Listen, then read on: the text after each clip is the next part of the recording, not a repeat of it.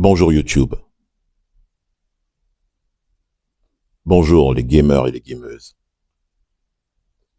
Ici la beauté du game. Présenté par Nick Collins et de Gigaman. Ceci est une introduction. Alors, de quoi parlons-nous aujourd'hui? Nous allons parler de la société, de l'argent et des relations humaines, ainsi que tout ce qui va avec. Le ressenti qu'on peut ressentir pour ces précédentes années, comme on peut le recevoir, on peut le concevoir, on a souvent attrait à des conflits intersociaux, humains, ce qui développe en soi des frictions, des aptitudes, certaines contradictions. Le but, c'est de ne pas motiver. Le but, ce n'est pas de faire la morale à qui que ce soit. Ceci en soi reste éventuellement un message qui peut souvent dénouer certaines situations, bien entendu. La société dans laquelle nous vivons,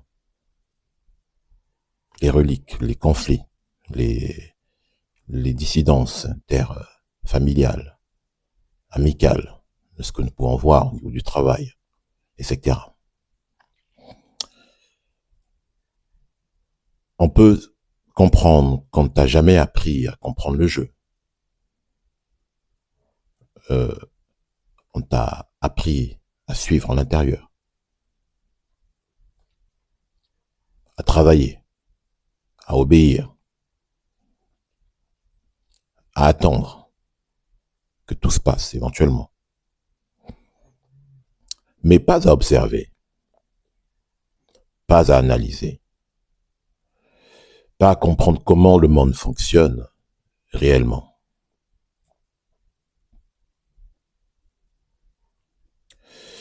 Et aujourd'hui, beaucoup souffrent.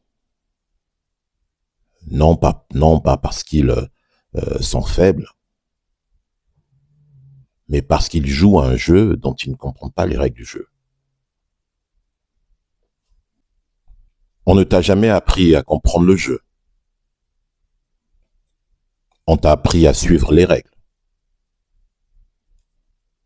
à travailler, à obéir, à attendre, mais pas à observer, pas à analyser. Ça non. Pas à comprendre comment le game ou les interactions où ce monde fonctionne.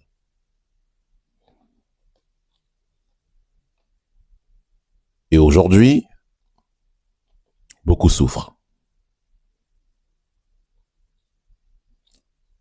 Non pas parce qu'ils sont faibles, mais parce que le jeu dans lequel ils sont les dépasse.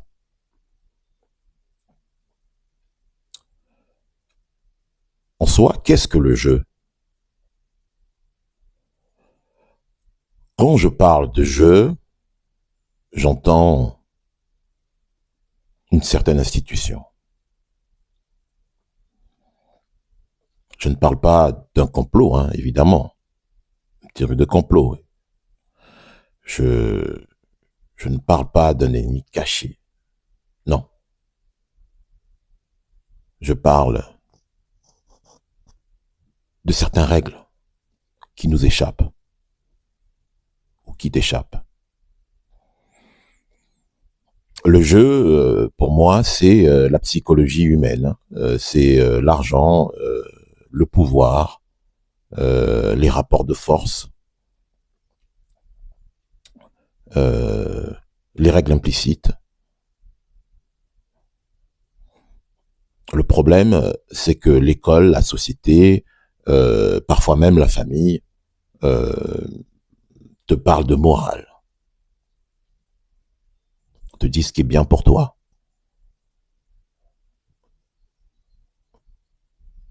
On te dit qu'il faut que tu suives des règles qui ne t'ont pas été définies.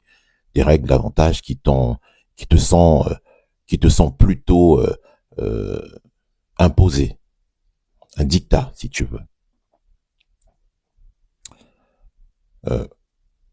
On te dit ce qui est bien pour toi, on te dit ce qui est mal, mais on t'explique jamais comment les décisions sont vraiment prises, ni pourquoi certains avancent et que d'autres stagnent. Hein?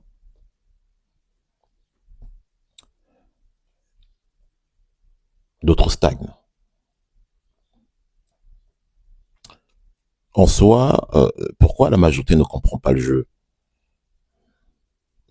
Comprendre le jeu, il faut être d'abord lucide, se poser des questions, observer.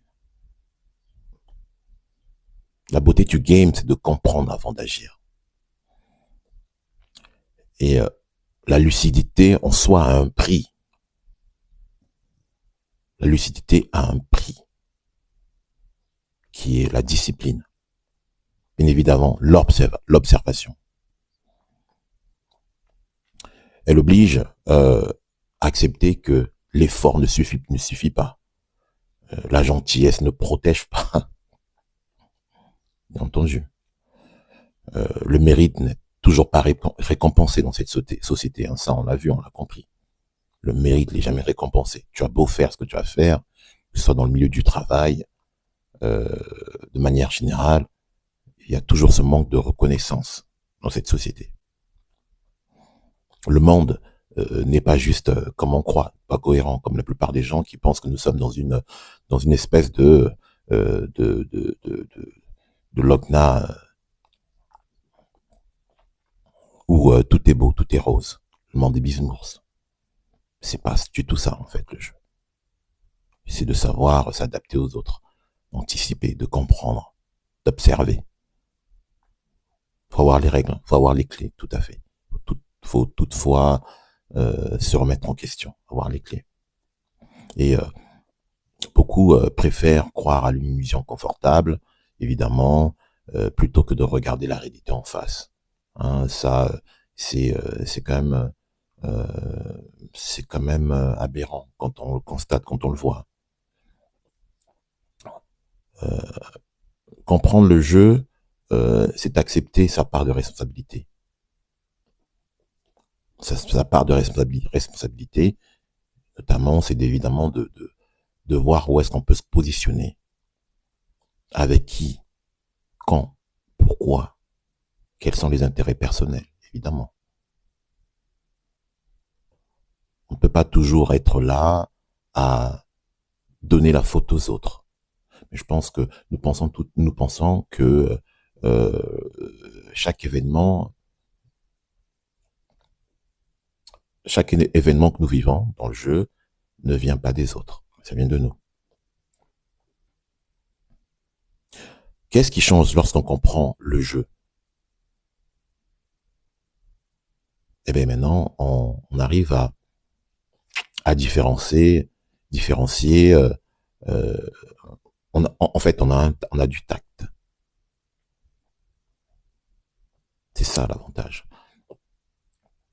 Je pense que on parle quand on a du tact, on parle moins, on observe, on agit plus que on parle.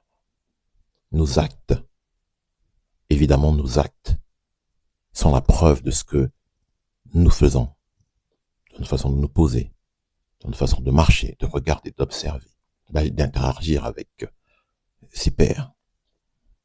Et ça, c'est un avantage que beaucoup n'ont pas. Souvent, le silence peut être une stratégie, la patience est une arme, bien entendu. La discipline est une forme de respect, bien entendu, et voilà, c'est un fait. En conclusion, vous me direz ce que vous en pensez au niveau des barres de commentaires. Si tu es là, aujourd'hui, que tu regardes cette vidéo, c'est parce que cette vidéo te parle. C'est un appel personnel. C'est un appel à une transformation personnelle. La beauté du game n'est pas une motivation. C'est une structuration. Dès lors qu'on a compris, on se remet en question et nous restons l'homme ou la femme que nous voulons être avant d'ascensionner. Merci d'avoir pris le temps d'écouter, de regarder cette vidéo. Nous ferons, aujourd'hui je suis seul, bien entendu. Je suis avec de Gigaman. Encore une fois, je suis Nietzsche Collins et de Gigaman. La beauté du game. Comprendre avant d'agir.